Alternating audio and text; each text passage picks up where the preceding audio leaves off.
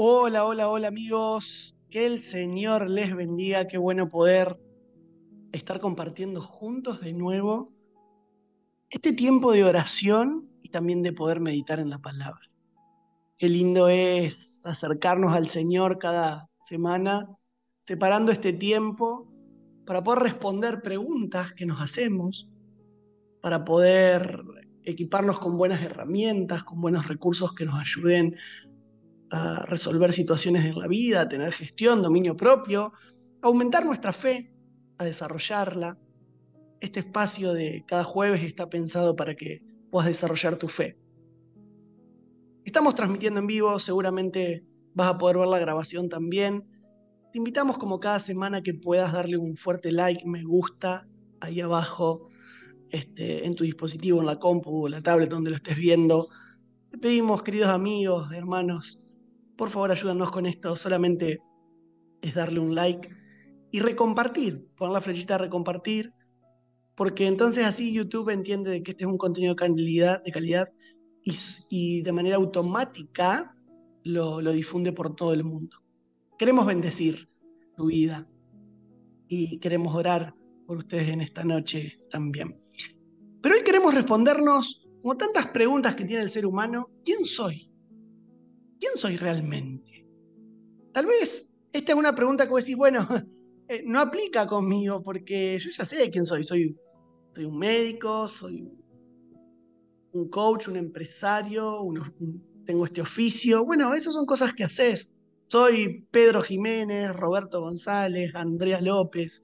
Sí, ese es tu nombre, pero ¿quién sos realmente? Bueno, soy una persona que ama a Dios, que padre de familia, un buen ciudadano, alguien responsable que cumple sus obligaciones del ministerio, dentro de la vida, dentro de lo que me toca hacer. Sí, sí, todo eso no dejan de ser cosas que haces, pero mm, qué interesante, ¿cómo cuesta? Soy un ser humano, podría decir. Bueno, bien, eso es lo que sos en esencia, en materia. ¿Para quién sos? ¡Wow! Parece una pregunta difícil, sencilla para algunos, no sé. Sin lugar a dudas que es una pregunta poderosa. Cuando Jesús le pregunta a sus discípulos, ¿quién dicen ustedes que soy? ¡Wow! Fue una de las preguntas más transversales de Jesucristo. Por otro lado, fíjense qué interesante esta pregunta de quién soy, porque habla de una esencia, no es una simple pregunta. Y cuando Jesús estaba hablando con Moisés, ¿sí? Cuando Dios estaba hablando con Moisés, dice, yo soy el que soy. Ve y dile a Faraón, yo soy, te envía. ¡Wow! Qué lindo sería tener ese poder de convicción en cuanto a la identidad y poder decir, yo soy, y que con eso alcanzara.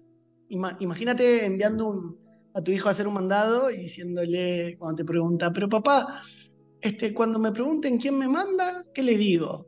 Federico Monese. No, decirle, te manda yo soy. ¡Wow! Tremendo. Bueno, ahora, ¿quién soy realmente? ¿Quién soy realmente? Una pregunta interesante para ser respondida. Hoy vamos a leer un poco, los voy a hacer leer, vayan buscando Génesis capítulo 1, también vamos a leer un pedacito del 2. Y en tiempos donde se habla de tantas creencias y religiones, incluso del fin del mundo, creo que es propicio que hablemos del principio del mundo. Porque todos están hablando de eventos apocalípticos, pero tenemos que entender el principio del mundo. ¿A dónde vamos y quiénes somos? En lugar de hablar de Apocalipsis, hoy quiero invitarte a que hablemos de Génesis. ¿Y qué buscamos con este pasaje? Bueno, antes de empezar el análisis de este pasaje, yo quiero hacer una pequeña introducción de qué es lo que buscamos con este pasaje. Buscamos preguntarnos por qué se nos da este mensaje, que es el que vamos a leer ahora enseguida. Hay un mensaje que se nos da. Bueno, los que han estudiado seriamente dicen que el Pentateuco fue escrito en Babilonia cuando el pueblo de Israel termina cautivo como esclavos, sin templo, sin sacerdotes, aprendiendo un nuevo idioma, nuevos oficios, nuevas culturas. Nos hacían trabajar de lo que no queríamos, ¿sí? Recibían otros nombres, te cambiaban hasta el nombre cuando eras esclavo antes. Y ahí era el momento de preguntarse, ¿era lo que nos decía el Señor? Porque en este cautiverio, porque en el cautiverio, en la hora de la dificultad, es bueno saber quién uno es. Todos pasamos por distintos cautiverios y dificultades. Y esta pregunta era la que ameritaba que el pueblo de Israel respondiera en ese momento donde estaban siendo oprimidos. Ahora, siempre los momentos de crisis arrojan la oportunidad de hacernos buenas preguntas.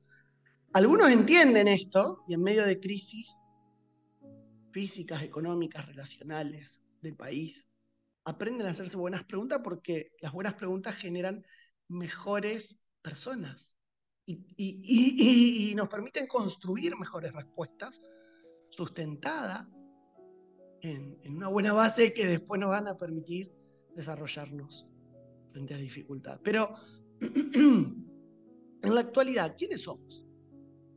Bueno, somos consumidores, somos clientes, somos ciudadanos, somos pertenecientes de tal cultura o de otra, de tal partido político, de los de clase media, o pertenezco a la clase rica, o de cuál iglesia o de tal iglesia, etc.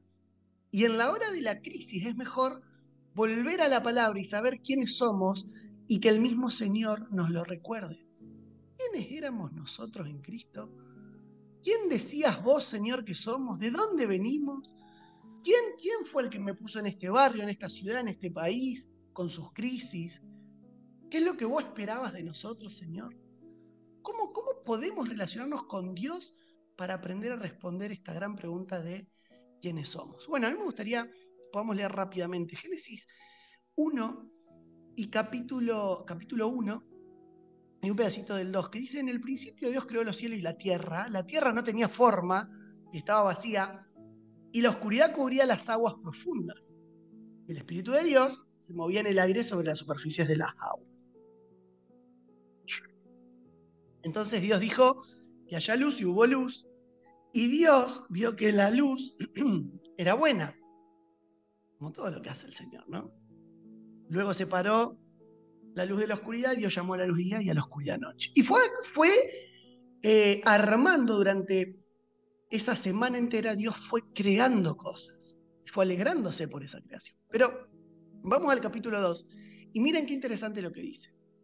Quedó terminada la creación de los cielos y de la tierra y de todo lo que hay en ellos. Después ustedes lean el capítulo 1 entero.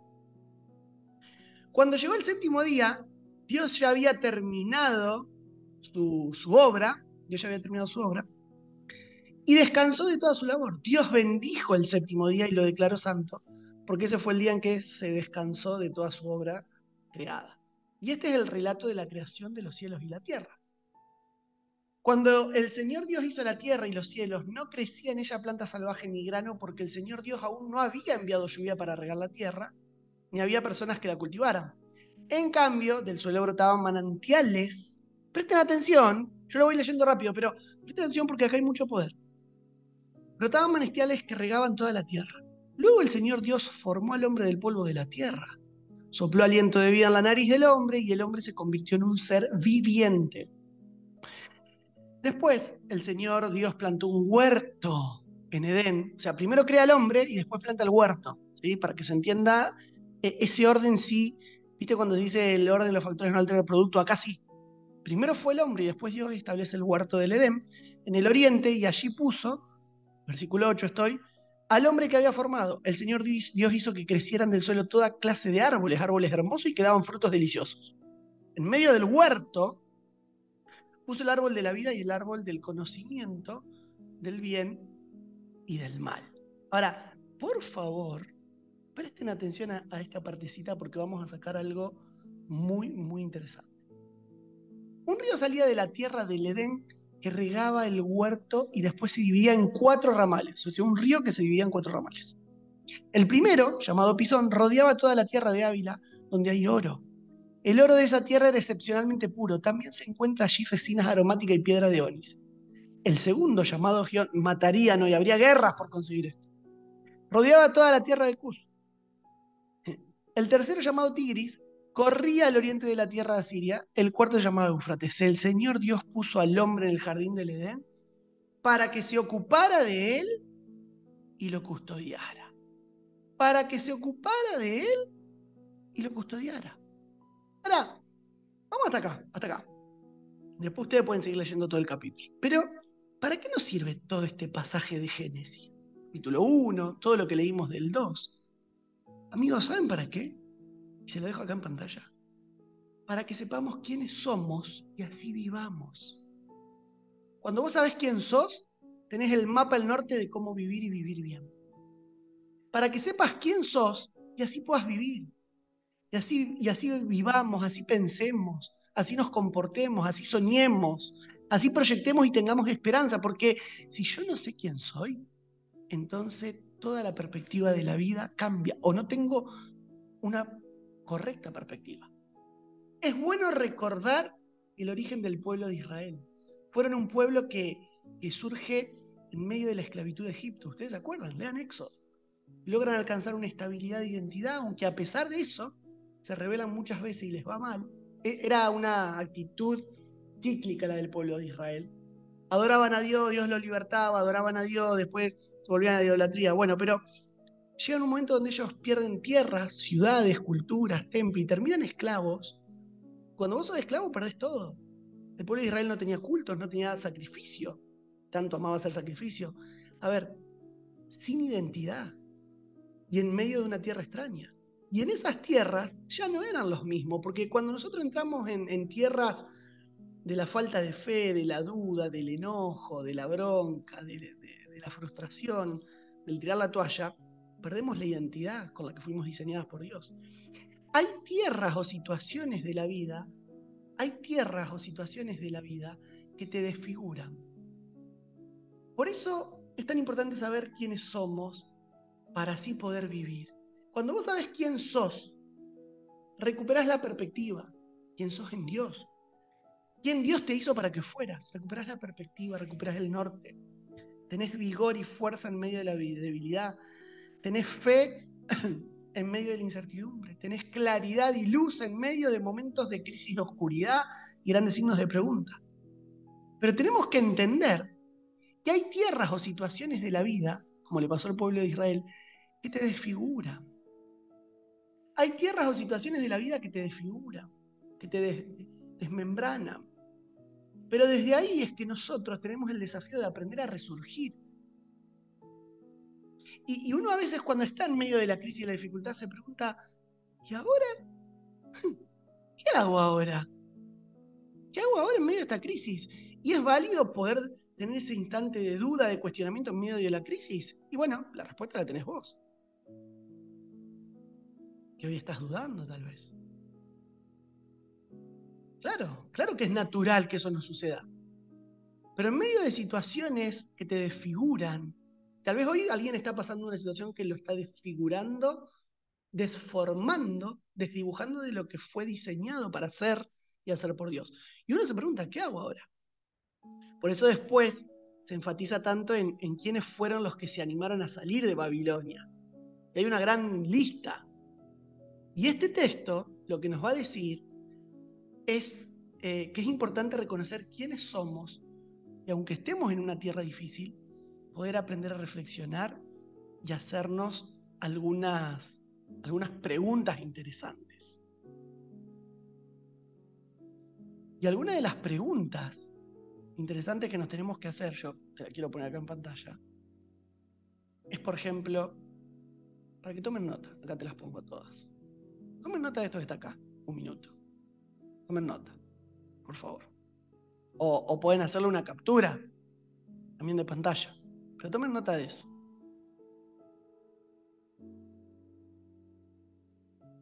¿En qué tierra estoy transitando ahora mismo? ¿Cómo es mi situación en esa tierra? ¿En qué área de mi vida me siento desfigurado? ¿Tengo alguna opción? ¿Quién elijo ser en esta tierra? Amigos, la realidad es que el mundo que vemos no es una casualidad. Dios está trabajando en este mundo y somos parte de esos planes. Nosotros como pueblo de Dios somos parte de los planes de Dios en este mundo. Génesis 1 dice, Dios en el principio creó los cielos y la tierra. Él ya tenía un plan, crear para algo. La tierra estaba desordenada y vacía, las tinieblas cubrían la faz del abismo y el Espíritu de Dios, ahí viene el plan, Había desorden, había caos, pero en medio del desorden y el caos había un plan. Y era que Dios se iba a mover sobre la superficie del dolor, sobre la superficie de la oscuridad, sobre la superficie del temor, sobre la superficie de la escasez, de la crisis. Dios se iba a mover. Él tenía ese plan y lo sigue teniendo hoy. Después del caos, la palabra ordenadora de Dios va acomodando ese caos para que la vida sea posible. Y con cada cosa que va viniendo, Dios dice, viste que está bueno. Porque Dios fue creando y dijo que sea la luz. Y fue la luz y Dios dijo, esto está bueno. Pero había desorden antes, pero había caos. Pero después del caos viene esta palabra ordenadora de Dios que dice, sea la luz. Me voy a mover en medio del caos para que haya luz. Entonces, amigos, después del caos, la palabra ordenadora de Dios va acomodando ese caos para que la vida, tu vida y la mía, en medio de ese caos, ahora haya vida y sea posible y haya orden. Y con cada cosa que va viniendo en el día a día, así como Dios creó las cosas y trajo un orden para el día lunes, martes o el día 1, 2, 3, 4, para cada día de tu vida, Dios también va creando cosas, Dios también tiene planes y dice, ¿sabes qué? Cuando me dejas obrar y crear respuestas y soluciones y no interrumpís con tus quejas, enojos, dudas, temores, sino que te sumergís en la fe y en mis brazos, entonces aparece esto de que Dios dice, che, ¿viste que está bueno cuando me dejas crear cosas en tu vida? Y aparece la luz que ilumina el caos. Pero muchas veces nos pasa que uno dice, Señor, yo no quiero que vos veas mi caos. Y somos tercos y queremos sostener el caos, ¿no? Y esa oscuridad, Señor, ¿cómo te va? En medio como la actitud de Pedro, Señor, a mí no me vas a lavar los pies jamás. Déjame con la suciedad. ¿Cómo te vas a meter vos con mi suciedad? Señor, yo no está bueno, me parece, que veas mi caos. Pero Dios dice, Fede, la luz es buena. ¿Me dejás que ilumine? Y Dios dice, che, una cosa es la luz y otra cosa son las tinieblas. Las tinieblas. Y la luz es lo que está bueno. Entonces, yo creo que una buena pregunta que nos podemos hacer hoy es, ¿y en qué área de mi vida yo estoy evidenciando desorden o caos? Una pregunta muy buena. ¿En qué área de mi vida yo estoy evidenciando desorden, caos? Porque es muy interesante que desorden, lo que significa el vocablo desorden es falta de capacidad para organizarse. Caos. Es la falta de capacidad para organizarse y para dar prioridad a aquellas responsabilidades que tenemos como hijos de Dios y como ser humano. Caos significa, eso es desorden. Entonces, para los que están tomando nota ahí, desorden significa falta de capacidad para organizarse y falta de capacidad para darle prioridad a lo que verdaderamente corresponde ser uno, en primer lugar Dios, ¿no? Pero ¿qué significa caos? Caos significa falta de dominio propio. Entonces, desorden significa falta de capacidad para organizarse. Pero caos, y de priorizar. Caos significa falta de dominio propio y noción de la presencia de Dios en nuestras vidas. ¡Wow! Caos significa, como les dije, falta de dominio propio y noción de la presencia de Dios en nuestras vidas. Entonces, acá también amerita una buena pregunta. ¿Yo en qué área de mi vida evidencio oscuridad? Porque recién te invité a que te preguntes en qué área de mi vida evidencio desorden y caos, ¿no? Pero ¿en qué área de mi vida, ya que entiendo que el caos es la falta de dominio propio y falta de la noción de la luz de Dios en mi vida, ¿en qué área de mi vida estoy evidenciando oscuridad? ¿Y qué es evidenciar oscuridad? ¿Cómo me doy cuenta si hay oscuridad en mi vida? Bueno, ¿hay enfrentamientos en tu vida? ¿Hay oposición en algún área de tu vida? ¿Hay alguna área, cavidad recubierta por el pecado? ¿Hay demasiada confusión y falta de luz? ¿Falta de resultados aún en medio de la crisis? Entonces hay oscuridad. Entonces, es como que se empieza a armar un mundo cuando dejamos que Dios entre, ilumine y genere su fuerza creadora, resultados en nosotros. Es como que se empieza a armar un mundo, tu mundo, y vos decís, che, así sí se puede vivir. Y así me gusta vivir. Cuando le doy lugar a un Dios que crea, que tiene un plan y que quiere traer luz en medio de mi oscuridad.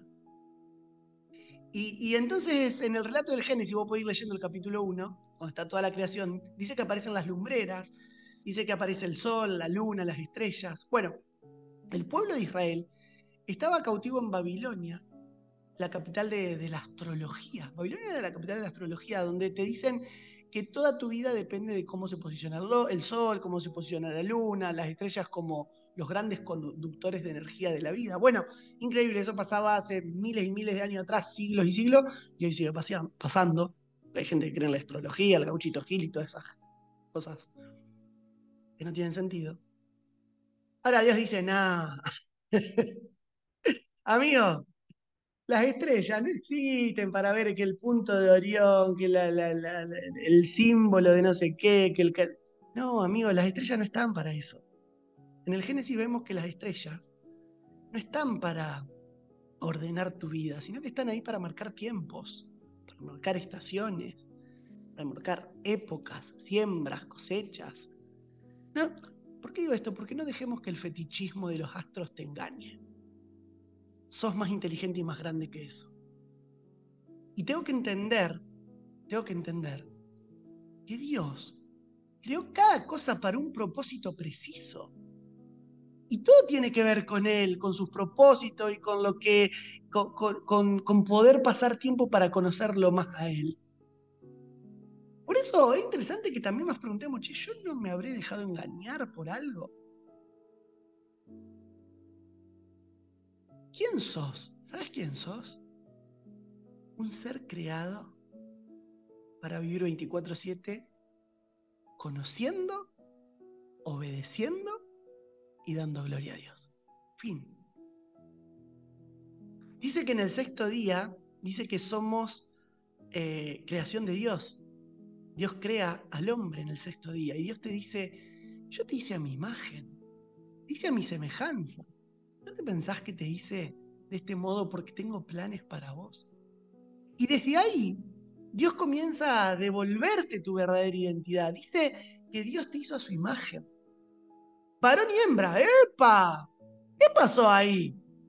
¿Qué pasó ahí? Dios te hizo con un propósito. Varón y hembra, no hay X, no hay ni, no hay esto, me autopercibo. Varón y hembra, punto. Dios te trasciende, Dios nos trasciende. Si aprovechás a escuchar la palabra y a Dios, entonces tu futuro, tus ideas, tus conductas y tu mundo va a ser otro. Está bueno eso, ¿no?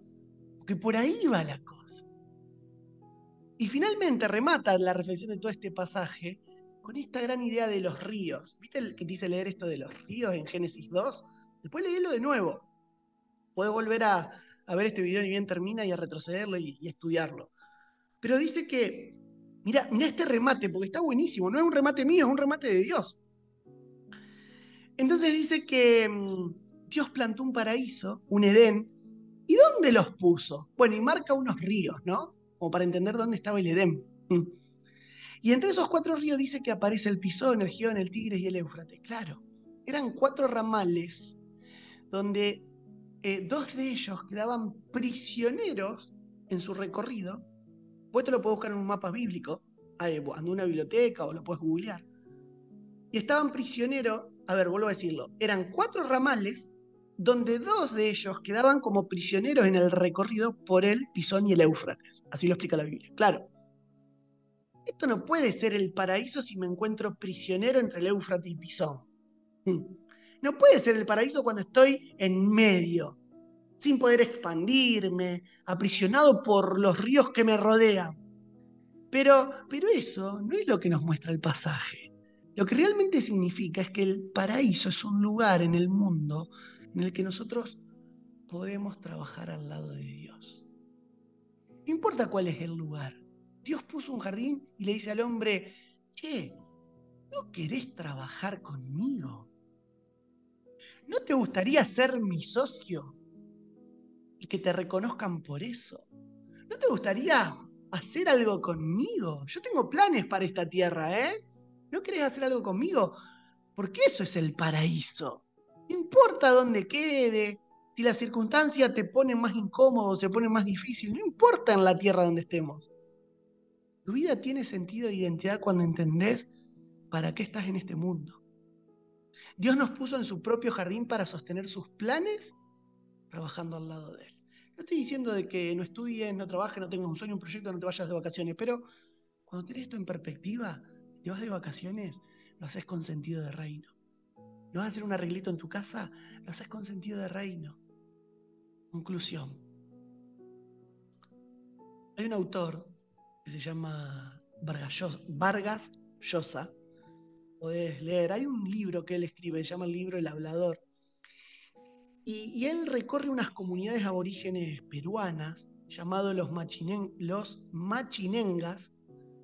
Y el modo de gobierno era caracterizado por unos referentes que cada tanto venían y les recordaban sus orígenes a los habitantes para que ellos pudieran recordar quiénes eran, ¿viste?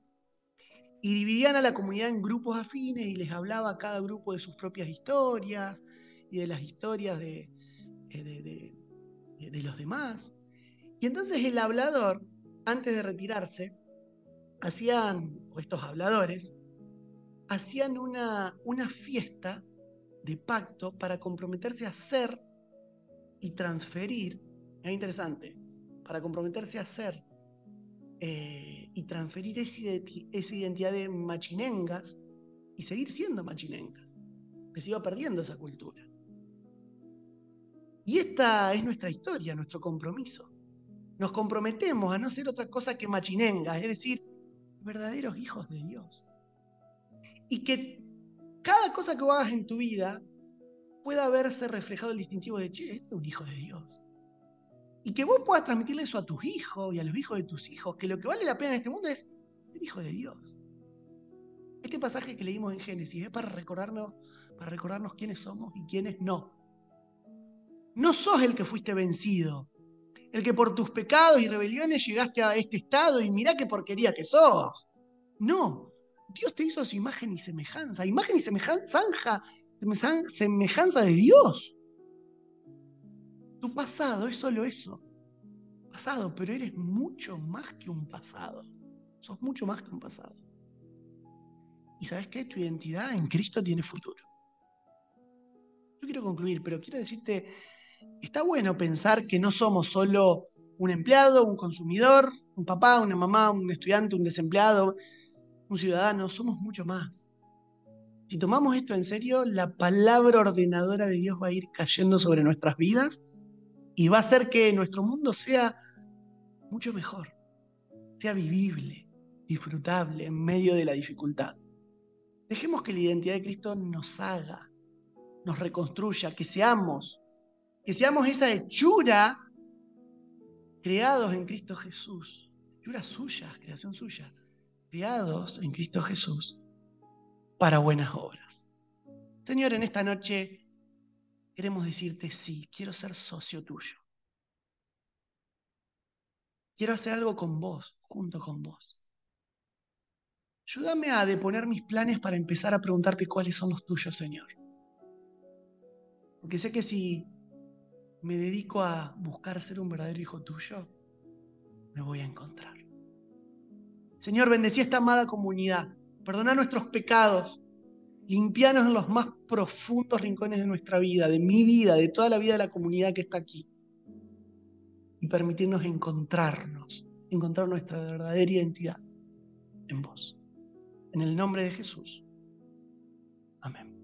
Amigos, que el Señor les bendiga. Ha sido un tiempo hermoso. Yo te pido que, de verdad, por favor, siento la presencia de Dios fuerte hoy acá. Me gustaría pedirte, por favor, que compartas este video. Que dejes tus comentarios acá, tus reflexiones como siempre, que vuelvas, que nos escribas en las redes, acá en la descripción del video, y baja un poquito está el acceso a nuestro canal de la comunidad. Sé parte. Me gustaría ayudarte a que puedas encontrar tu identidad en Cristo. Es lo mejor que te puede pasar. Que Dios te bendiga. Nos vemos pronto.